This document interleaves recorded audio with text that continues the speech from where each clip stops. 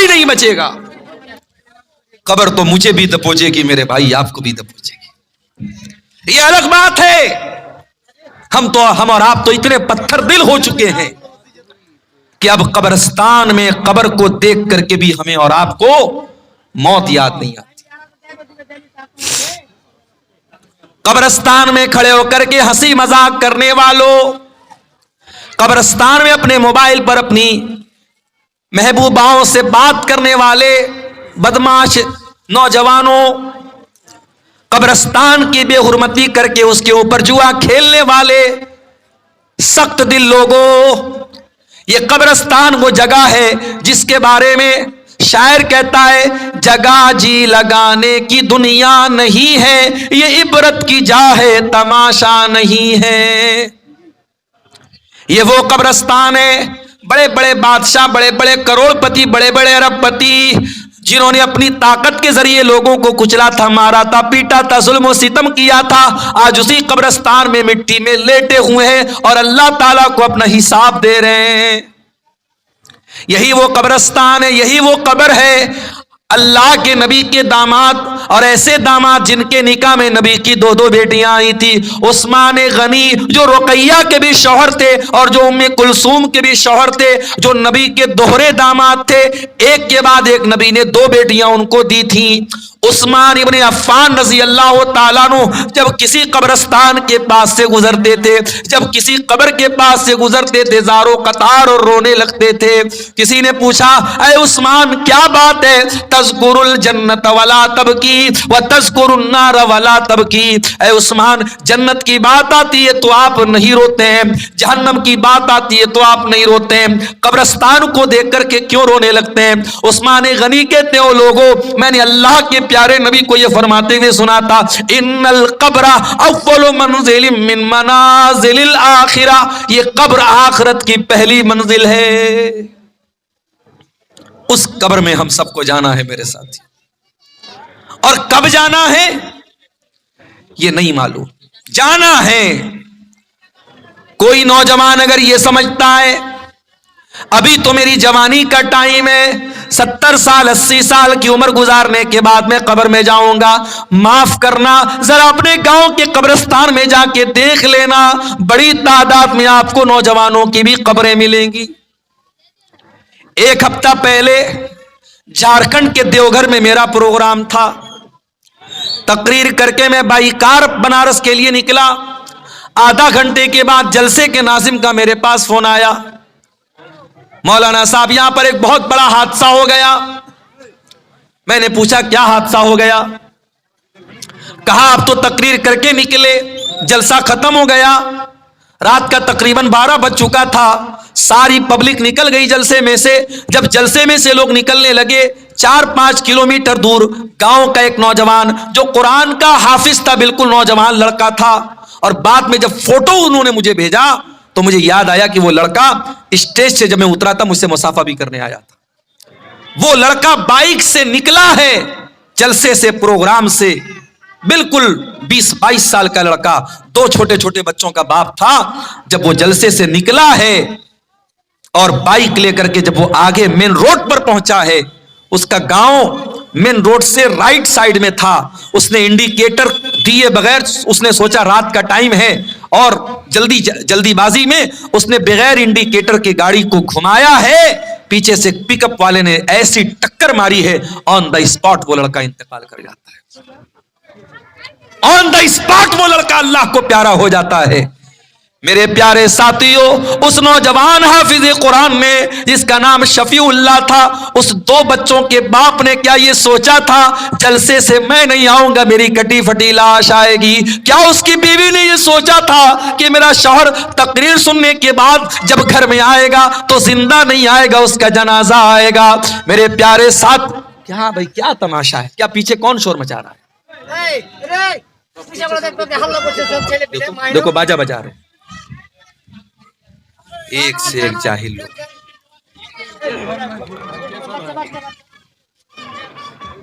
क्या उसकी बीवी ने यह सोचा था कि जब मेरा शौहर तकरीर सुनकर के आएगा, उसकी मैयत मेरे घर पे आएगी, उसकी कटी फटी लाश मेरे घर पे आएगी? او میرے پیارے بھائیو، کیوں اپنی مستیوں میں غافل پڑے ہوئے ہو؟ موت کا ہرکارہ کبھی بھی تمہارے پاس آ سکتا ہے۔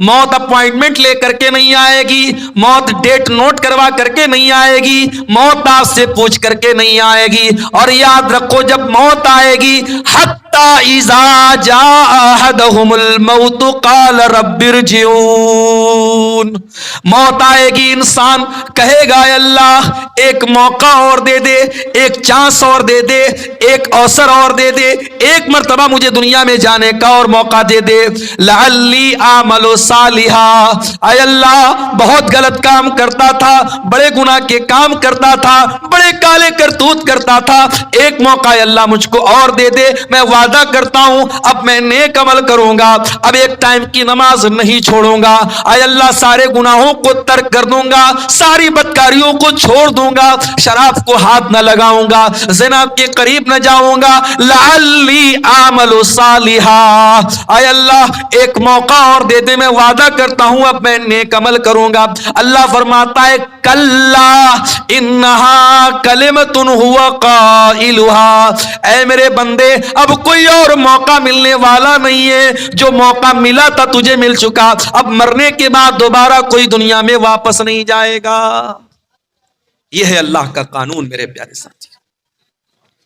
اتنی ترقی کر گئی میڈیکل سائنس، لیکن موت کا علاج کسی کے پاس نہیں۔ بڑی بڑی بیماریاں، ابھی کٹیہار کے ایک بھائی بنارس کے کینسر ہاسپٹل میں اپنی ماں کو لے کے گئے، بریسٹ کینسر ہوا ہے، عورتوں میں بڑی تیزی سے یہ بیماری پھیل رہی ہے۔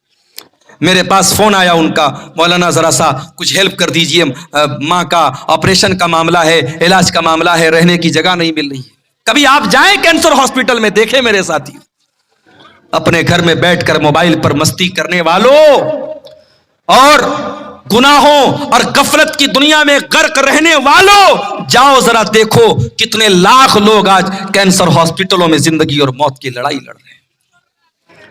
میرے پیارے بھائیوں، یہ زندگی اللہ کی امانت ہے، اس زندگی کو منمانی کر کے نہ گزارو۔ اللہ کے پیارے نبی عبداللہ ابن عمر کا کندھا پکڑ کر کے کہتے ہیں کن فی الدنیا کانک غریب او عابر سبیل، اے عبداللہ دنیا میں ایسی زندگی گزارو جیسے پردیسی زندگی گزارتا ہے، جیسے مسافر زندگی گزارتا ہے۔ اے عبداللہ دنیا میں ایسی زندگی گزارو جیسے پردیسی اور مسافر کی زندگی گزارتا ہے۔ عبداللہ ابن عمر کہا کرتے تھے اذا اصبحت فلا تنتظر المساء، جب صبح ہو جائے تو شام کا انتظار مت کیا کرو، جب شام ہو جائے تو صبح کا انتظار مت کیا کرو۔ صبح ہو جائے تو شام کا انتظار مت کرو میرے ساتھ۔ رات میں سو تو یہ سوچ کر کے سو کہ اگر صبح کو میری موت ہو گئی تو میں اللہ کو کیا منہ دکھاؤں گا۔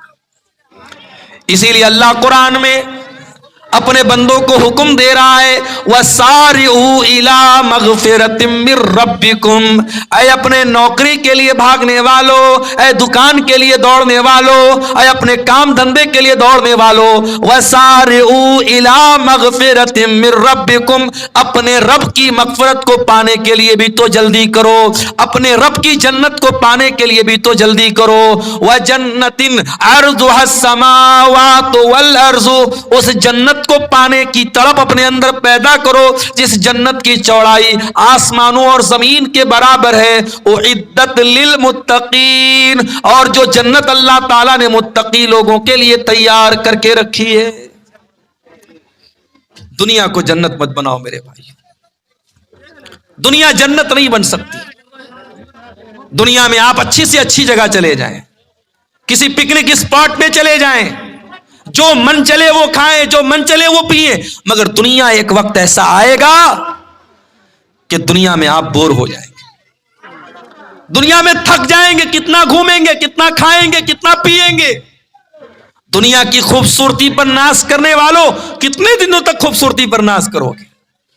بالی ووڈ کی ہیروئنیں آتی ہیں، جب جوان ہوتی ہیں، جب پریس کانفرنس میں آتی ہیں، میڈیا والے ہر اینگل سے ان کا فوٹو لیتے ہیں، اور ایک وقت ایسا آتا ہے بالی ووڈ کی وہی ہیروئن جب بوڑھی ہو جاتی ہے تو کتا بھی اس کو پوچھنے والا نہیں۔ یہ خوبصورتی، یہ جوانی، دنیا کی ہر چیز فنا ہو جائے گی میرے ساتھ۔ جنتی جنت میں جائیں گے. اللہ کے نبی فرماتے ہیں کہ ان کی جوانی کبھی ختم نہیں ہوگی, ان کی خوبصورتی کبھی برباد نہ ہوگی. جنت میں ان کو نہ کوئی تھکاوٹ ہوگی نہ بوریت ہوگی. جنت میں ایک مارکیٹ لگے گا جمعہ کے دن. جب جنتی اس مارکیٹ میں سے ہو کر کے اپنے گھر آئیں گے تو اور زیادہ خوبصورت ہو جائیں گے. جنت کی تو بات ہی نرالی ہے میرے پیارے ساتھی. اللہ کہہ رہا ہے میرے بندو جنت کی تیاری کرو, اور جنت میں جانا ہے تو دیر نہ کرو. وَسَارِعُوا بی کوئک, جلدی کرو. جیسے اپنی فلائٹ کے لیے جلدی کرتے ہو, اپنی ٹرین کے لیے جلدی کرتے ہو, جس چیز کو تم امپورٹنٹ سمجھتے ہو اس کے لیے جلدی کرتے ہو, جنت کے لیے کیوں دیر کرتے ہو؟ حیا علی الصلاح کی آواز آئی. میں اس کی بات نہیں کرتا جو گھوڑا بیچ کے سوتا رہتا ہے, اس کی تو میں بات ہی نہیں کرتا جو الصلاۃ خیر من النوم کی آواز سن کر کے بھی بستر پہ پڑا رہتا ہے, رات رات بھر تقریریں سنتا ہے, صبح کو فجر میں گھوڑا بیچ کے سویا رہتا ہے. میں اس کی بات نہیں کرتا. جو نماز پڑھتا ہے اس کا بھی حال کیا ہے؟ حیا علی الصلاح کی آواز آئی, صبح 4:30 بجے فجر کی اذان ہے مان لو, اور 5 بجے جماعت کا ٹائم ہے یا 4:45 بجے جماعت کا ٹائم ہے. میں ایک مثال دے رہا ہوں. اذان ہوئی, اب جو بیچارہ نماز پڑھنے والا ہے وہ بھی بیچارہ دھیرے دھیرے بستر سے اٹھتا ہے, انگڑائی لیتا ہے, آرام سے وضو کرتا ہے, باتھ روم جاتا ہے, پھر وضو کرتا ہے. تب تک مسجد میں آیا, پتہ لگا امام صاحب دوسری رکعت پڑھا رہے ہیں, اور دوسری رکعت میں جا کر کے وہ رکعت کو پاتا ہے. میرے پیارے ساتھیوں, کیوں نہیں ہم نماز کے لیے جلدی کرتے؟ ہم اپنے گھر میں بیٹھے ہیں, مان لو ہم دکاندار ہیں, دکان پر بیٹھے اور کسی نے آ کے بتایا ارے تیری دکان پہ جو آئٹم ہے اس کو بہت اچھی قیمت میں خریدنے والا کسٹمر بلا رہا ہے, تو ہم کہیں گے ارے یار جانے دو, پیسے کی کس کو ضرورت نہیں, ہم تو دوڑ کے جائیں گے, ہمارے فائدے کا سودا ہے, ہم دوڑ کے جائیں گے. میرے پیارے ساتھیوں, حیا علی الصلاح کی آواز 5 ٹائم آ رہی ہے, حیا علی الفلاح کی آواز 5 ٹائم آ رہی ہے. اذان دینے والا کامیابی کی طرف بلا رہا ہے, نماز کی طرف بلا رہا ہے, اور آپ اپنے کام دھندے میں لگے ہیں. جو نماز نہیں پڑھتے ان کو چھوڑ دو, جو نماز پڑھتے ہیں وہ بھی کسمساتے ہوئے, ٹہلتے ہوئے, انگڑائی لیتے ہوئے بڑے آرام آرام سے مسجد میں جاتے ہیں. او لوگو, اگر نماز کو اہم سمجھتے ہو تو نماز کے لیے جلدی کیا کرو. سورہ جمعہ کے اندر دیکھیے اللہ کیا کہتا ہے, یا ایھا الذین آمنوا اذا نودی للصلاۃ, اے ایمان والو جب جمعہ کے دن جمعہ کی اذان ہو جائے, فسعوا الی ذکر اللہ وذروا البیع, تو جلدی سے دوڑو اللہ کے ذکر کی طرف اور کاروبار بند کر دو. اللہ نے یہ نہیں کہا کہ آرام آرام سے جاؤ, اللہ نے کہا فسعوا الی ذکر اللہ, دوڑ کر کے بھاگ کر کے مسجد میں جاؤ. مطلب یہاں مراد یہ ہے کہ جلدی کرو, دیر مت کرو. اسی لیے جمعہ کے دن جو جتنا پہلے آئے گا اس کو اتنا ثواب ملے گا. معاف کیجئے گا, آپ کے کٹیہار میں اس چیز کی میں نے بہت کمی دیکھی ہے, سیمانچل کے علاقے میں بڑی کمی دیکھی ہے میں نے. 12:15 بجے جمعہ کا خطبہ ہے, کبھی کوئی مہمان آ گیا الگ بات ہے, عام طور سے خطبے میں حال کیا ہوتا ہے, 12:15 بجے خطبہ شروع ہوتا ہے اور ایک بڑی تعداد عوام کی مسجد میں کتنے بجے آ رہی ہے, 12:30 بجے, 12:40 پہ, 12:45 پہ, جماعت کھڑی ہونے کے 5 منٹ پہلے. ہماری زندگی میں جمعہ کی کوئی اہمیت ہی نہیں ہے. میرے پیارے ساتھیوں, قرآن کہتا ہے جب جمعہ کے دن اذان ہو جائے تو اللہ کے ذکر کی طرف دوڑ کر کے بھاگو. وَذَرُوا الْبَيْعَ, اور کاروبار چھوڑ دو, لین دین چھوڑ دو. ذَلِكُمْ خَيْرٌ لَكُمْ إِن كُنتُمْ تَعْلَمُونَ, یہی تمہارے حق میں بہتر ہے اگر تم سمجھو. فَإِذَا قُضِيَتِ الصَّلَاةُ فَانتَشِرُوا فِي الْأَرْضِ وَابْتَغُوا مِن فَضْلِ اللَّهِ, اور جب جمعہ کی نماز ختم ہو جائے تو پھر سے اپنے مارکیٹ میں چلے جاؤ, اپنے کام دھندے میں لگ جاؤ, اور زمین میں پھیل کر کے اللہ کی روزی تلاش کرو. یہ ہے اسلام. اسلام نماز پڑھنے کا بھی حکم دے رہا ہے اور نماز ختم ہو گئی تو کاروبار کرنے کا بھی حکم دے رہا ہے. اسلام گھر میں بیٹھ کر کے گھنٹہ بجانے کی تعلیم نہیں دیتا ہے, معاف کیجیے گا, اسلام کی تعلیم نہیں ہے یہ. کہ جاؤ اور کسی ندی میں جا کے ڈبکی لگاؤ، تمہارے پاپ دھل جائیں گے، معاف کیجیے گا. یہ اسلام کی تعلیم ہے. اسلام میں آپ کو کپڑا پہننے کا حکم دیا گیا ہے. ننگا رہنا پاگل پن کی علامت ہے. اسلام میں ننگا رہنے کو عبادت قرار نہیں دیا گیا. کبھی آپ نے غور کیا دنیا کے دوسرے مذاہب میں کوئی ننگا ہے اور ننگا رہنے کو وہ اپنے لیے عزت سمجھ رہا ہے؟ ننگا انسان ہے، مرد ننگا ہے، شرمگاہ نظر آ رہی ہے، عورتیں آ کر کے ہاتھ جوڑ رہی ہیں، سجدہ کر رہی ہیں اس کے آگے. یہ گندگی، یہ مذاق اسلام میں نہیں ہے میرے پیارے ساتھیوں. اسلام بڑا ہی صاف ستھرا مذہب ہے. اسلام آپ کو نکاح کرنے کا بھی حکم دیتا ہے. اسلام یہ نہیں کہتا کہ بیوی بچوں کو چھوڑ کر کے کٹیا بنا لو، جنگل میں چلے جاؤ. یہ ڈھونگ ہے، یہ پاکھنڈ ہے، یہ ناٹک بازی ہے. اسلام اس سے بری ہے. اسلام یہ کہتا ہے کہ نکاح بھی کرو، بیوی کا بھی حق ادا کرو، بچوں کا بھی حق ادا کرو اور اللہ کا بھی حق ادا کرو. ہمارے نبی نے 9 بیویوں کو ساتھ میں رکھا.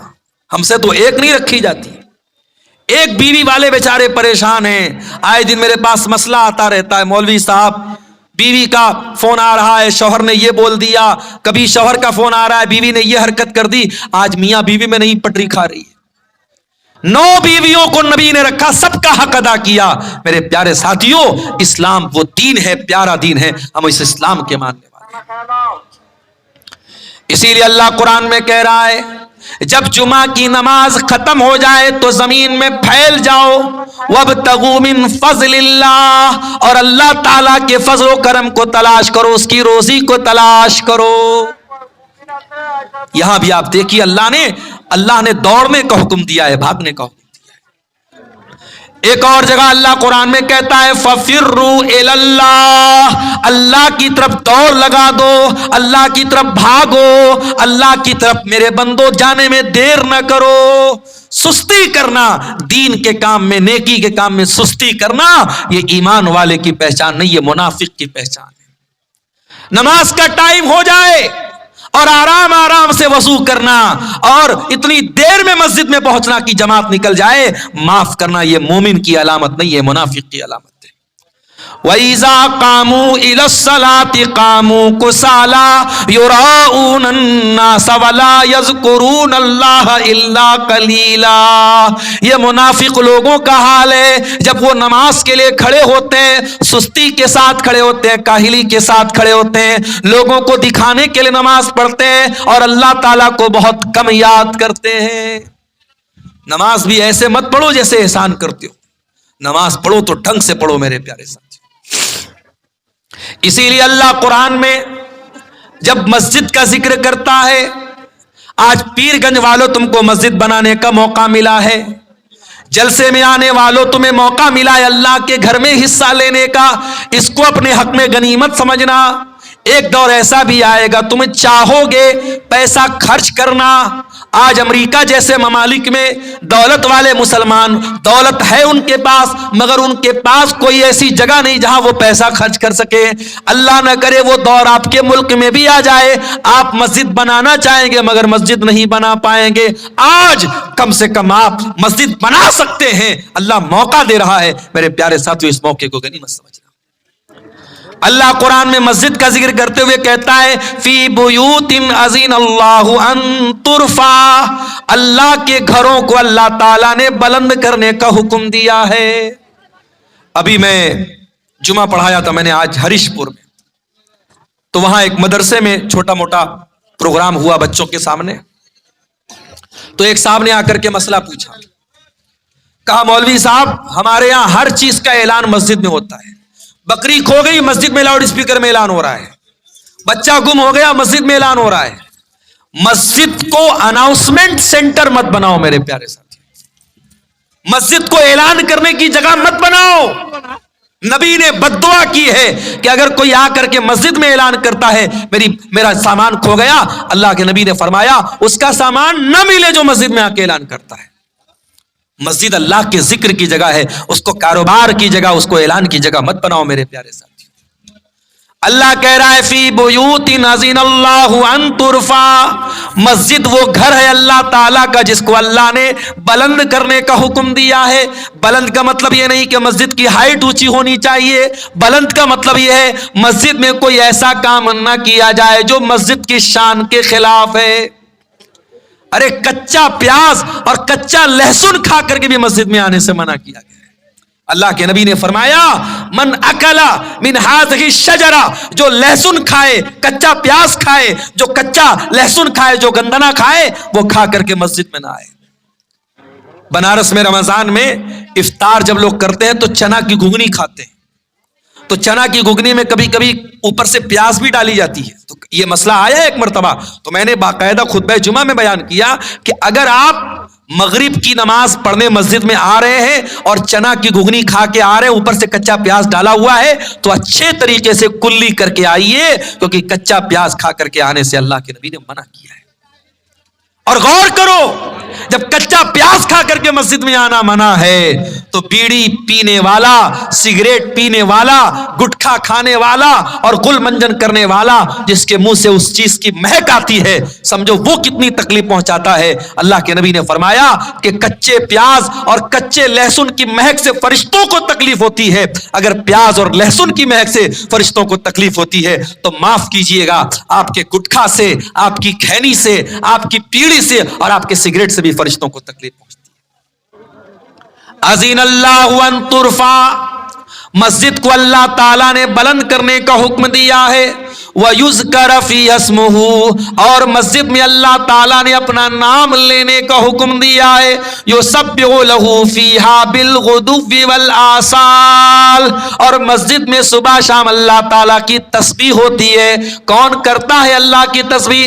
فرمایا رِجَالٌ لَا تُلْهِيهِمْ تِجَارَةٌ وَلَا بَيْعٌ، اللہ کے گھر میں اللہ کی تسبیح وہ لوگ کرتے ہیں جو حقیقت میں مرد ہوتے ہیں۔ کون ہے حقیقت میں مرد؟ فرمایا لا تلہیہم تجارہ، وہ تجارت بھی کرتے ہیں، ویاپار بھی کرتے ہیں، بزنس بھی کرتے ہیں، مگر ان کا کاروبار ان کو اللہ کے ذکر سے غافل نہیں کرتا ہے۔ کاروبار کرو میرے پیارے ساتھیوں، بزنس کرو، اسلام تمہیں منع نہیں کرتا، مگر آپ کا کاروبار، آپ کا لین دین آپ کو اللہ کے ذکر سے نہ روکے، آپ کو نماز سے نہ روکے۔ اگر آپ کو واقعی میں اللہ کا ڈر ہے تو نماز کے ٹائم سارا کاروبار اور لین دین بند ہو جانا چاہیے، حی علی الصلاۃ کی آواز سننے کے بعد سب کچھ بند ہو جانا چاہیے۔ ابو بکر صدیق کو دیکھو میرے پیارے ساتھیوں، اللہ کے نبی اپنے صحابہ کے ساتھ بیٹھے ہوئے ہیں، آپ نے فرمایا من اصبح منکم صائما، تم میں سے آج کون روزہ رکھ کر کے آیا ہے؟ ابو بکر صدیق کہتے ہیں اللہ کے نبی میں روزہ رکھ کے آیا ہوں۔ آپ نے پوچھا من اطعم منکم اليوم مسکینا، آج تم میں سے کون ہے جس نے کسی مسکین کو کھانا کھلایا ہو؟ حضرت ابو بکر نے کہا اللہ کے نبی میں نے ایک مسکین کو کھانا بھی کھلایا ہے۔ آپ نے فرمایا من عاد منکم اليوم مریضا، کیا تم میں سے کوئی ایسا ہے جس نے کسی بیمار کی عیادت کی ہو، کسی مریض کی حال چال جا کر کے لیا ہو؟ ابو بکر صدیق کہتے ہیں اللہ کے نبی میں نے ایک بیمار کی عیادت بھی کی ہے۔ پھر نبی نے فرمایا من تبی منکم جنازتن، کیا کوئی ایسا بھی ہے جو کسی مسلمان کے جنازے میں شامل ہوا ہو؟ ابو بکر صدیق نے کہا اے اللہ کے نبی میں ایک مسلمان کے جنازے میں بھی گیا ہوں۔ نبی نیکیوں کا نام لیتے چلے جا رہے اور ابو بکر صدیق کا ہاتھ اٹھتا چلا جا رہا ہے، ہر چیز پر وہ کہتے میں نے بھی کیا ہے، میں نے بھی کیا ہے۔ اللہ کے نبی نے فرمایا اے ابو بکر، یہ تمام نیکی کا کام اگر کسی ایک دن میں کوئی اکٹھا کرتا ہے تو یہ ساری نیکیاں اس کو ضرور جنت میں لے کر کے جائیں گی۔ ابو بکر صدیق سے سیکھو میرے پیارے ساتھیوں، نیکی کرنے کا موقع ملے تو دیر نہ کرو، نیکی میں سبقت کرو، نیکی میں جلدی کرو میرے پیارے ساتھیوں۔ ہم اور آپ سر سے پیر تک گناہوں میں لت پت ہیں، کتنے گناہ ایسے کرتے ہیں جو جہنم میں ہم کو لے کر کے جانے والے ہیں۔ ہم کو اگر یہ بتایا گیا کہ صدقہ خیرات کرنے سے اگر جہنم سے بچ سکتے ہیں تو ہمیں صدقہ خیرات کرنے میں دیر نہیں کرنی چاہیے. ہم کو اگر بتایا گیا کہ توبہ کرنے سے جہنم سے بچ سکتے ہو تو توبہ کرنے میں ہم کو دیر نہیں کرنا چاہیے. اگر ہم کو بتایا گیا ان الحسنات یذہبن السیئات، نیکی کرو، نیکی کرنے سے تمہارے پاپ معاف ہو جائیں گے، تمہارے گناہ معاف ہو جائیں گے، تو ہمیں نیکی کرنے میں دیر نہیں کرنی چاہیے. میرے پیارے ساتھیو، اللہ کے نبی فرماتے ہیں اتقوا النار، جہنم سے بچو، ولو بشق تمرہ، اگرچہ اللہ کی راہ میں کھجور کا ایک ٹکڑا ہی دے کر کے بچ سکتے ہو. جہنم سے اپنے دامن کو بچاؤ میرے پیارے ساتھی. غزوہ تبوک کا موقع یاد کیجئے. اللہ کے پیارے نبی اپنے صحابہ سے چندے کی اپیل کر رہے ہیں. یہ چندہ مانگنے کا سلسلہ کوئی نیا نہیں ہے. نبی صحابہ سے چندہ مانگا ہے. دین کا کام ہر دور میں چندے سے ہوا ہے، صدقہ خیرات سے ہوا ہے. اللہ کے پیارے نبی نے صحابہ سے اپیل کی کہ ہمیں رومیوں سے لڑنے جانا ہے، مدینہ سے 700 کلومیٹر کا سفر طے کرنا ہے. اے میرے صحابہ، آگے بڑھو اور اس کار خیر میں حصہ لو، اس نیکی کے کام میں حصہ لو. جو حصہ لے گا میں جنت کی گارنٹی دیتا ہوں. صحابہ کرام ان میں غریب بھی تھے، ان میں مزدور بھی تھے، اس میں تھوڑے سے جو کی مزدوری پر کام کرنے والے مزدور بھی تھے، ان میں کروڑ پتی لوگ بھی تھے. صحابہ کرام اپنی اپنی کیپیسٹی کے اعتبار سے، اپنی اپنی طاقت کے اعتبار سے چندہ لانے لگے. کچھ صحابہ ایسے بھی تھے جو مزدوری کرتے تھے، جتنا کنواں کھودتے تھے روز پانی پی جاتے تھے. ان کے دل میں بھی خیال آیا، نبی نے چندے کی اپیل کی، ہمیں بھی کار خیر میں حصہ لینا چاہیے. ان صحابہ کرام نے نائٹ ڈیوٹی میں کام کیا، نائٹ شفٹ میں کام کیا، اور جو ایکسٹرا مزدوری ملی لا کر کے اللہ کے نبی کو لا کر کے دے دیا. حضرت عمر فاروق کہتے ہیں میرے دل میں ہمیشہ اس بات کا ملال رہتا تھا، جب بھی نیکی کا معاملہ آتا ہے ابو بکر آگے نکل جاتے میں پیچھے رہ جاتا ہوں. آج میں آگے نکلوں گا، ابو بکر پیچھے رہ جائیں گے. عمر فاروق اپنے گھر آتے ہیں، اپنے گھر کے سارے سامان کو اکٹھا کرتے ہیں اور آدھا مال گھر میں چھوڑتے ہیں اور آدھے مال کو پیک کر کے بورے میں بھر کر کے اللہ کے نبی کے پاس لاتے ہیں. نبی اکرم کے سامنے لا کر کے وہ بورا رکھ دیتے. نبی اکرم سوال کرتے ہیں ما ابقیت لأہلک، اے عمر گھر والوں کے لیے کیا چھوڑ کے آئے ہو؟ حضرت عمر کہتے ہیں اللہ کے نبی گھر والوں کے لیے آدھا چھوڑ کے آیا ہوں، آدھا لے کے آیا ہوں. گھر والوں کی آپ ٹینشن مت لیجئے، میں آدھا چھوڑ کے آیا ہوں. عمر فاروق من ہی من بڑے خوش ہو رہے ہیں کہ آج تو نیکی کے معاملے میں آگے نکل گیا. تھوڑی دیر کے بعد ابو بکر صدیق بھی آتے ہیں، وہ بھی اپنے گھر کا مال لے کر کے آئے، اپنے گھر کا سامان لے کے آئے، روپیہ پیسہ لے کر کے آئے، کپڑا لتا لے کر کے آئے ہیں، بورا بھر کے لے کے آئے، بورا لا کے رکھ دیتے ہیں. اللہ کے نبی ان سے بھی سوال کرتے ہیں ما ابقیت لأہلک، اے ابو بکر گھر والوں کے لیے کیا چھوڑ کے آئے ہو؟ ابو بکر جواب دیتے ہیں ابقیت لہم اللہ ورسولہ، اے اللہ کے نبی میں اپنے گھر میں جھاڑو لگا کے آیا ہوں، سب صاف کر کے آیا ہوں، کچھ بھی گھر میں نہیں چھوڑا ہے. اے اللہ کے نبی آج اللہ کے دین کو میرے مال کی ضرورت ہے، میں اپنے بچوں کے لیے مال بچا کے کیا کروں گا، اپنے گھر والوں کے لیے مال بچا کے کیا کروں گا. آج اللہ کے دین کو میرے مال کی ضرورت ہے. اے اللہ کے نبی میں اپنا سب کچھ لے کے آیا ہوں اور گھر والوں کو اللہ اور اس کے رسول کے نام پہ چھوڑ کے آیا ہوں. عمر فاروق رونے لگے میرے پیارے ساتھی.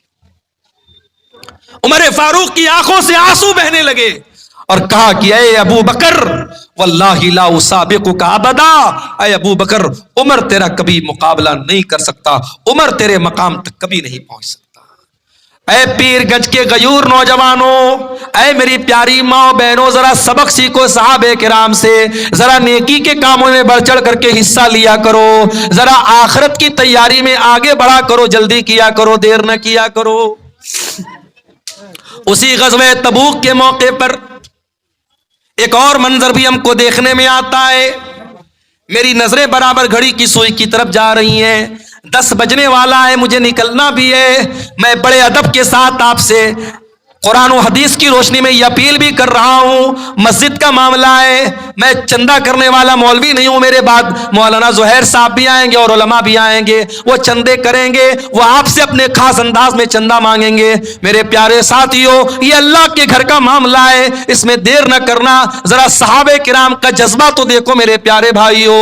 غزوہ تبوک کا موقع تھا، اسلام کی عجیب و غریب لڑائی ہے، تبوک کا موقع ہے۔ اللہ کے نبی کے صحابہ میں کچھ غریب صحابہ تھے، وہ اللہ کے نبی کے پاس آتے ہیں، اے اللہ کے نبی، ہم بھی آپ کے ساتھ غزوہ تبوک میں جانا چاہتے ہیں، ہمیں بھی اپنے ساتھ لے کر کے چلیے۔ آپ نے فرمایا کہ اے میرے صحابہ، میرے پاس سواری کا انتظام نہیں ہے، اگر آپ کے پاس سواری ہے تو آپ چلیے، شوق سے چلیے، لیکن سواری نہیں ہے تو میں معذرت چاہتا ہوں، میں آپ کو لے کے نہیں جا سکتا۔ یعنی اتنی غربت تھی۔ آج تو ہمارے پاس لوگ مسئلہ پوچھتے ہیں، مولوی صاحب لون پر گاڑی لے سکتے ہیں کہ نہیں لے سکتے، فائننس پر گاڑی لے سکتے ہیں کہ نہیں لے سکتے؟ ارے کون سی مجبوری ہے تیرے ساتھ کہ تو لون پر گاڑی نہیں لے گا تو مر جائے گا؟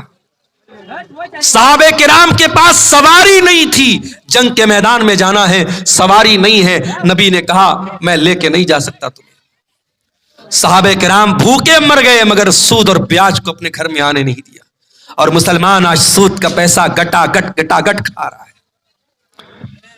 میرے پیارے بھائیوں، جب نبی نے اپنے صحابہ کو جواب دے دیا میں آپ لوگوں کو لے کے نہیں جا سکتا، صحابہ کرام غریب تھے، ان کے پاس سواری کا انتظام نہیں تھا، وہ پلٹ کر کے جانے لگے۔ جب جانے لگے تو آنکھوں سے کچھ آنسو چھلکنے لگے، آنکھوں سے کچھ آنسو بہنے لگے۔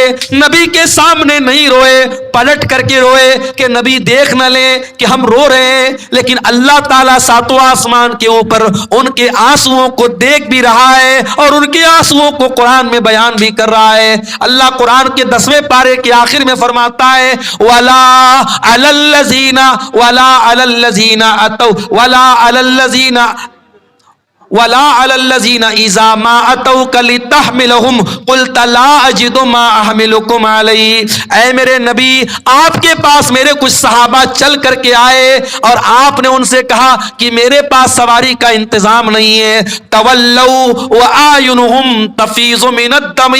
اے میرے نبی، جب آپ کے وہ غریب صحابہ جب پلٹ کر کے جانے لگے، ان کی آنکھوں سے آنسو بہنے لگے، وہ رونے لگے، وہ کلپنے لگے، وہ رونے لگے، تڑپنے لگے، حزنن اللہ یجدوا ما ينفقون۔ ان کو درد اس بات کا ہے، ان کو ملال اس بات کا ہے کہ کاش ہمارے پاس بھی پیسہ ہوتا، ہمارے پاس بھی دولت ہوتی تو ہم بھی اللہ کی راہ میں آج خرچ کرتے۔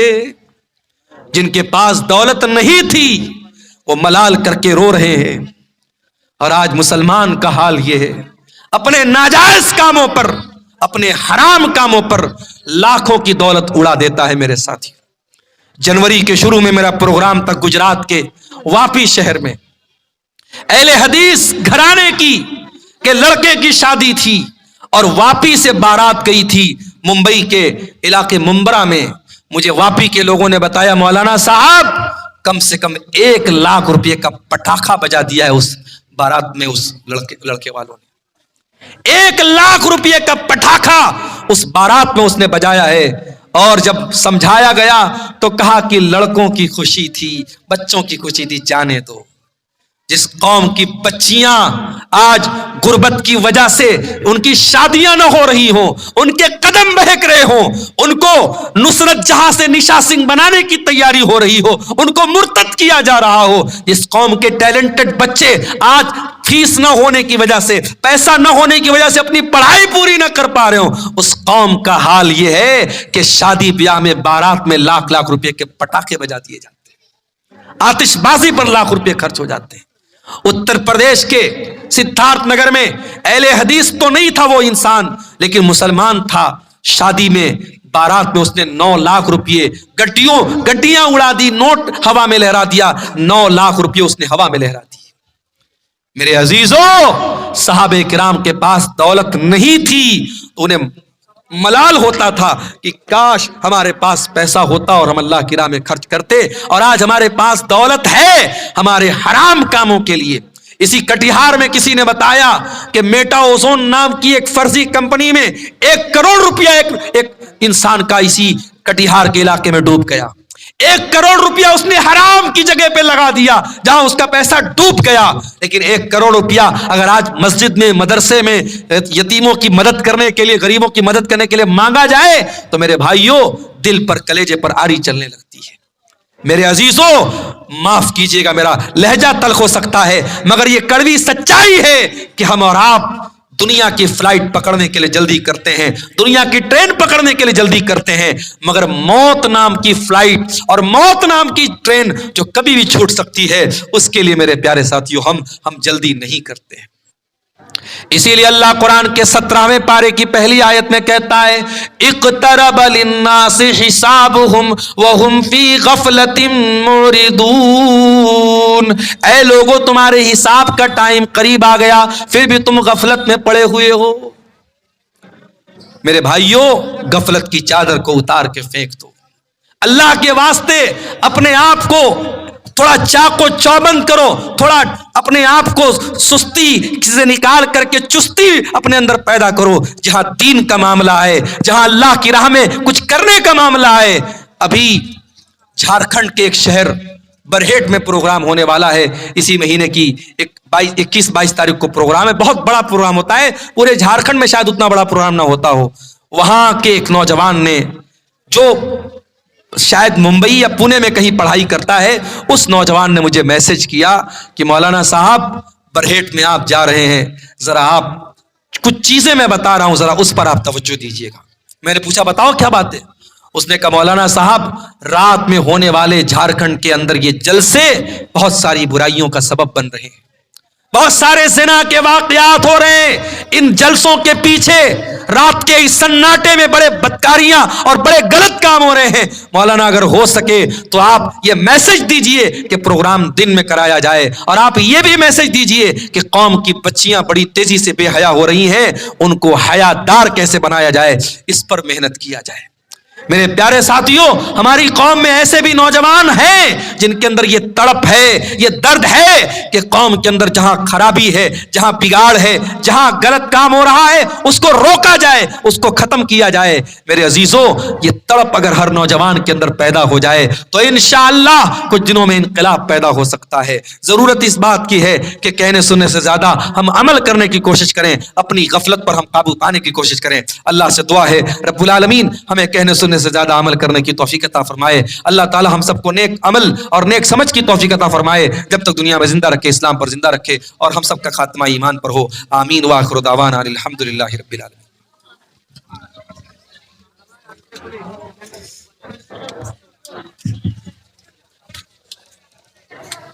شرافت علی سے گزارش ہے کہ کوئی ہم